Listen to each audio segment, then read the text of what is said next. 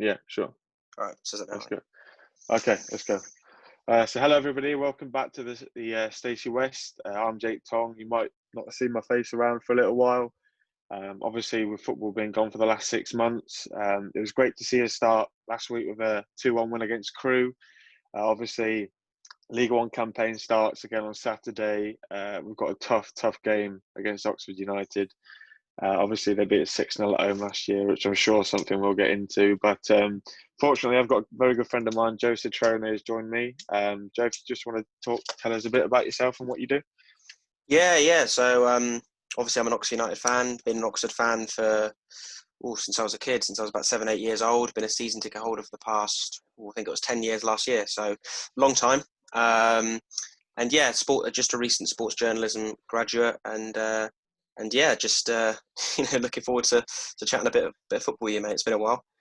Exactly. Yeah. Well, I remember that day when you came down and we were in the Golden Eagle, and I was so optimistic, and then obviously you guys managed to put 6 past us. I couldn't believe that it happened. Well, I wasn't very optimistic that day, was I? I don't think. No, I think that was you the weren't. start of us being quite good. So yeah, all happened that day. So obviously you did that podcast with Michael Appleton as well, which kind of got rung around the Stacey West as well. Can you just tell us a bit about how that went for you? Yeah, it was good. Obviously, I've been a huge fan of his, obviously, since he was at Oxford as manager a few years back. And I was obviously, when Appleton went to Lincoln, I was raving about him to you, saying how good he is. Yeah. And yeah, it was really good to obviously talk to him about not just obviously the Oxford days, but obviously his spells at Blackburn and Portsmouth and Blackpool as well, which have sort of become a little bit sort of infamous and still, I think, affecting his reputation today. But I think if you listen to him talk about Oxford, talk about obviously his plans with Lincoln, I think it's quite difficult really not to be quite impressed by what he has to say. And I think from a Lincoln perspective as well, I think it's quite an exciting time for the club. So yeah, it was great to talk to him. Appreciate him coming on to my podcast as well.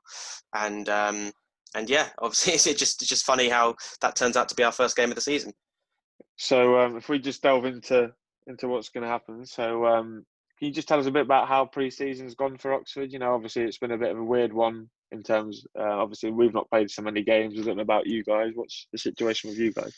Yeah, well, the pre-season strategy is always quite similar with Oxford. It's just cram in as many games as possible, and that's sort of what we've done again. I mean, we played 3 games in 3 days right at the start of pre-season against non-league opposition, Woking, Banbury, and Oxford City, and then we played 3 games against higher league opposition. We played against Crystal Palace, we played against QPR, and we played against Brentford.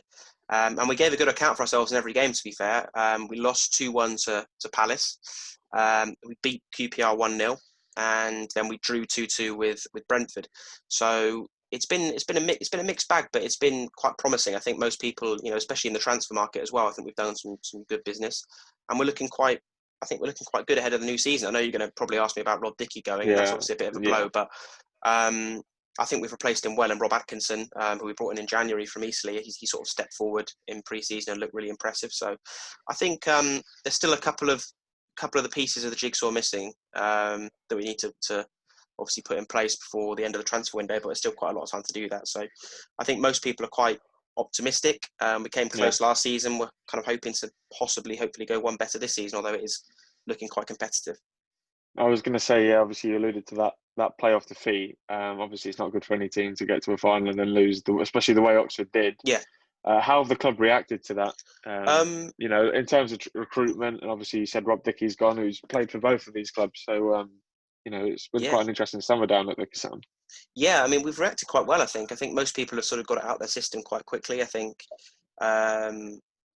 I think, in terms of the way we reacted in the transfer market, I sent a tweet out on the night of the playoff final saying, look, it's going to hurt for a few days, a few weeks, but I think as soon as we get a few, transfers in and get a few players in, signings done, everyone will be looking forward to the new season. And that's sort of how it's gone, really. I think what's been good about this kind of unique pre-season is there's been no time really to dwell on it at all. It's sort of a couple of weeks break, and then we're back in for pre-season, and we're back in playing games again. So there hasn't been a big long summer to sort of dwell on it, which I think has been positive for us. And we've been made some quite good signings, and I think most people are just looking forward to next season. Nobody really expected us to be. I think most people maybe had us outsiders to do something last season. We went all the way to the last game. So I think most people still look upon last season as a good season. When we made like significant progress for the first time in a few years, I felt like we were really getting somewhere.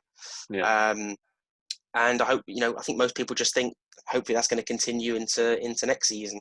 We're sort of notorious slow starters, but hopefully if we can get a reasonable start together, we might, we'll be up there again. Hopefully, I think most people's pre-season predictions, from what I've seen, have put us up there. So we're quite well fancy this year. Pre-season's gone well, and we're just looking forward to getting started now. And which of your summer recruits sort of have excited you the most? I think all of them have been good signings. I think the signing of a couple of signings really, you could say, not from without the club, but I think keeping Cameron Brannigan is huge for Oxford because I think most people, including myself, for a long time just thought it was inevitable that him and Dickey, both of them would go. And it's only been Dickey who's gone. Brannigan signed a new contract. We've got back Matty Taylor as well, which is huge for us. He was our goal scorer last season, and I think when you're always looking to sort of put together a promotion team, a strong team, goal scorer is probably the most important one to fulfil and most difficult as well. So, and we've made a couple of signings another signing from Northern Ireland, Joel Cooper. We've had good success bringing players in from over Northern Ireland. Gavin White and Mark Sykes have been successful. Got rave reviews from Cooper, so he's been great. Atkinson, I mentioned. Sean Clare, we brought in from Hearts. I think second half of last season, after Chris Cadden left, we missed like an attacking right back. We had Sam Long there.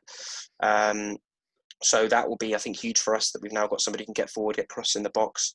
I think one of the standout performers in pre-season for us as a new signing has been Marcus McGuane, who we got on loan from Forest, who joined there in January from Barcelona. So he's been great. He's, I think, obviously in last January we lost Shandon Baptiste, who offered a lot of energy. It was a great ball carrier, and I think we've maybe missed that a little bit since he's gone. And I think this is basically a belated Baptiste replacement in a way. I think all of them have settled in really well. To be fair, I think there's not been one that I've looked at and thought he's a bit dodgy. I'm not sure about him yet. I think all of them have kind of been impressive in their own way. So. And also Robinson signing his new contract as well, I must add as well, was quite important because there was some speculation right at the start of the summer that he might be looking elsewhere. So that's big for us as well. The fact that we've got his commitment now. It's been a good pre-season. Hopefully it doesn't all come, all the enthusiasm doesn't come tumbling down on Saturday. So obviously you mentioned there about the aims for Oxford. Where realistically do you think they could finish this year? And how can you see League One going? Obviously with this new salary cap, some of the bigger clubs not very happy. The likes of Peterborough, Sunderland, obviously not happy that it's been brought in. But for clubs of smaller stature like Accrington and Wimbledon, surely that'll be a good thing to make it more competitive. Yeah, I mean, I've got huge reservations about the salary cap, but it is what it is. It's here now. I think we've done quite well actually within the parameters of the salary cap in terms of bringing in players. It's not really affected us. We've done good business in spite of that. As for where we can finish, I think considering we came so close last season, we want to go one better this season, I think, in terms of going up. But it is super competitive. There's lots of big teams in and around League One, like Sunderland, Ipswich, Portsmouth, all want the same thing. Half the league want the same thing. So it's going to be difficult. But I hope we'll be up there again and hopefully go one better this season. We've definitely got, good players, a manager who's, brought some enthusiasm back to the club. And hopefully we'll be up there in and around the playoffs or automatic promotion if we're lucky. Just switching the attention to Lincoln now. Obviously Appleton, a man you know very well with Oxford. How impressive have you been? So he came in, especially after such a successful manager that we had, steadied the ship last season. And obviously he's put his stamp on the transfer market. He started in January and he's now, a lot of Lincoln fans are really impressed with the business that he's done. As an outsider, how does that look for you? Yeah, great. I think one thing I sort of said to you when he was appointed was patience, give it time and he'll get the players in he wants, because he basically did exactly the same thing with Oxford. He just gutted the squad completely. There wasn't much left by the time he came in actually in the summer, but it was such a big rebuilding job. It took him basically a season to basically get out the deadwood, bring in his sort of players, and basically it's taken pretty much half the time at Lincoln, but he's done the same thing. And I think his reputation for developing young players, his connections at West Brom and a lot of high league clubs, has sort of allowed him to put together a squad that is kind of just classic like Appleton, really, like young, hungry, talented players. With a bit of experience added in as well. Like I think when it was us, we had Joe Scars. You've got Liam Bridcut, who's obviously got that experience in the middle. And yeah, I mean, it's just, I think from outside looking in, it's been quite an exciting squad that's been assembled. Like a lot of good young players that from like academies higher up, have come to Lincoln, and Mawson and Palmer, as we spoke about. I was just about to ask you if there was a standout. I think Mawson and Palmer, obviously two of the better players in League Two last year. Do you think they're going to be able to make the step up? Yeah, I don't see why not. I think, and under Appleton's coaching as well, like he is good at getting the best out of young players. So I don't see any reason why they wouldn't make the step up and be two big players for Lincoln next season. And sort of just steady like League One players as well, like Joe Walsh, Adam Jackson, people like that.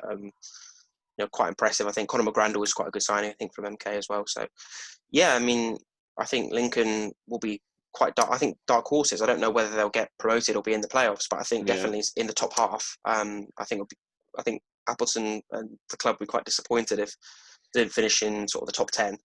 I think when I spoke to him, he was a little bit bullish about their chances. He said, but basically we're a year away. Like this season, maybe like top half. Next season, playoffs. But I think maybe this season they could do it a year early and be up there challenging. Definitely, I think they've got a good squad. So yeah, it's going to be a tough game for us opening the season.